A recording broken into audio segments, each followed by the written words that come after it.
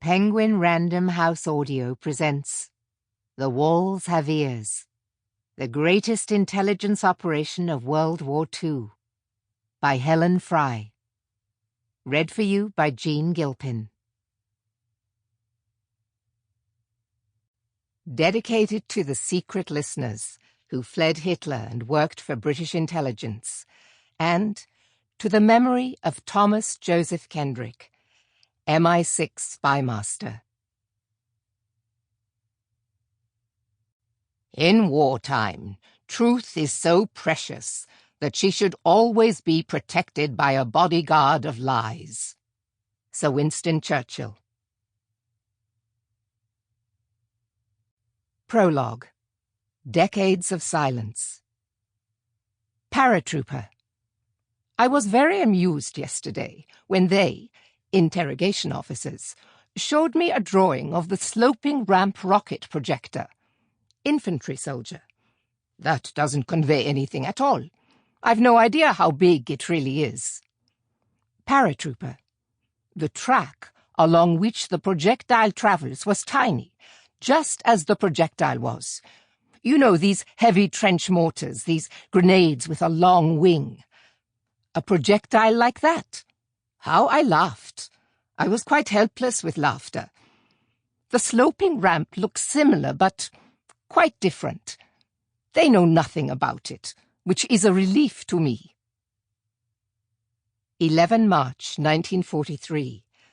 In a cell at Latimer House in Buckinghamshire, 2 German soldiers, a lower-rank infantry officer captured in Tunisia the previous year, and a paratrooper captured in Algeria a few months before, are discussing the interrogations they have undergone.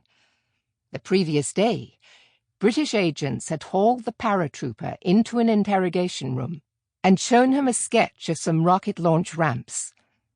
He had given nothing away and was now boasting about it. As he told his cellmate, the British had got the dimensions of the projectile and its track entirely wrong, and thankfully knew absolutely nothing of Germany's launch ramp designs. What's more, the interrogating officers had tried in vain to soften him up, to make him talk. They were unbelievably stupid. What the prisoners did not suspect was that behind the walls of their cell, a team of secret listeners were recording, transcribing, and interpreting every word. That these 2 prisoners had been brought together in the one room was no accident. And the interrogations, which had been so inadequate, were not what they seemed. Above all, their boastful conversations were not private. The captured soldiers had unwittingly handed over another piece of vital information to MI6, playing their part in an elaborate hoax. A brilliantly conceived and spectacularly successful strategy to extract information from German prisoners of war. The recording of prisoners' private conversations following an interrogation was one part of an enormous clandestine operation run by one man, Thomas Joseph Kendrick. When war was declared on 3 September 1939, Kendrick already had 3 decades of experience in espionage and running spy networks across Europe for Britain's Secret Intelligence Service, SIS/MI6. His eventful career was veiled in total secrecy and would not have appeared out of place in the gritty world of a John le Carré novel. Kendrick was both soldier and spy, having served Britain in intelligence since the age of 21 at the end of the Boer War, into the 1910s in South Africa, and again during the First World War in France. He had been formally on the payroll of SIS since 1923. In 1925, he was posted to Vienna as the British passport officer, a cover for his SIS intelligence work. He oversaw spy networks across Germany, Czechoslovakia, Hungary, and Italy, and handled a number of double agents. Kendrick was the ideal spymaster, quick-witted, gregarious, cultured, and a gifted pianist who charmed his way through Austrian high society and gathered useful contacts for his spy network. Like a spider, he spun his fine web in every discreet corner of Europe and stole secrets for his country. With an old-fashioned sense of humor, he could amuse a room full of guests and regularly entertained in his Viennese apartment.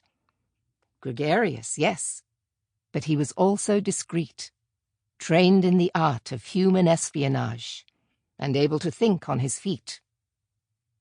Within hours of Hitler's annexation of Austria, on 12 March 1938, termed the Anschluss, the British Passport Office was inundated with hundreds of Jews seeking exit from Austria.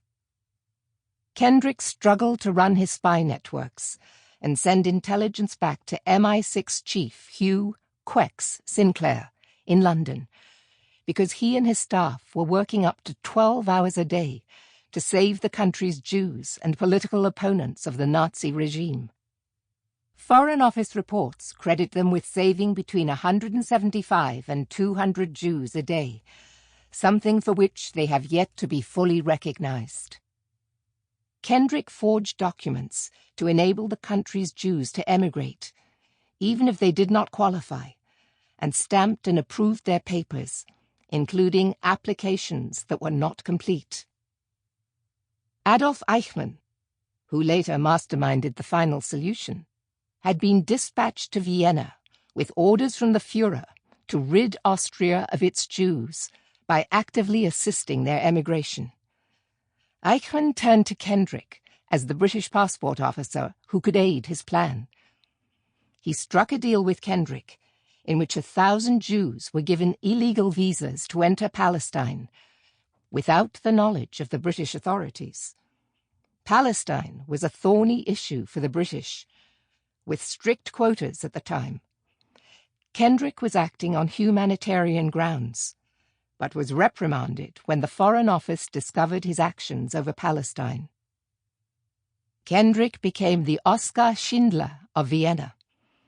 As he struggled amidst the catastrophe facing the Jewish population, the Gestapo, secret police under Himmler, were looking for the elusive Englishman, whom they knew was SIS's man in Vienna.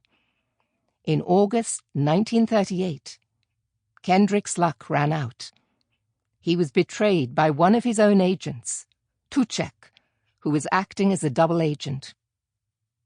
On 17 August 1938, the Gestapo arrested Kendrick as he and his wife tried to cross the border at the town of Freislassing in the Alps. He was taken back to Vienna and interrogated at Gestapo headquarters in the Hotel Metropole. Over 4 days, he was forced to undergo 8-hour interrogations with no break. Kendrick survived, but he was expelled from the country for spying, an allegation which he and the British government always denied. After his release on Saturday, 20 August, Kendrick was immediately smuggled out of Austria in the Consulate General's car and taken to Budapest before the German authorities changed their mind. From Budapest, he took a flight to Prague, then Rotterdam, and on to Croydon Airport. Back on British soil, he was promptly whisked off to the Foreign Office for a debriefing and disappeared from the public eye. In September 1938, Prime Minister Neville Chamberlain signed the Munich Agreement with Adolf Hitler in an attempt to avoid war. Sinclair knew that war was inevitable. All intelligence pointed to it. It was not a matter of if, but when.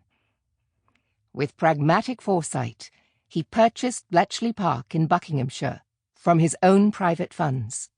Here, a dedicated team of mathematicians and cryptologists would break the seemingly unbreakable German Enigma codes, enabling the encrypted messages between Hitler and his commanders to be read. This provided vital intelligence that impacted on the war and shortened it by... Sample complete. Ready to continue?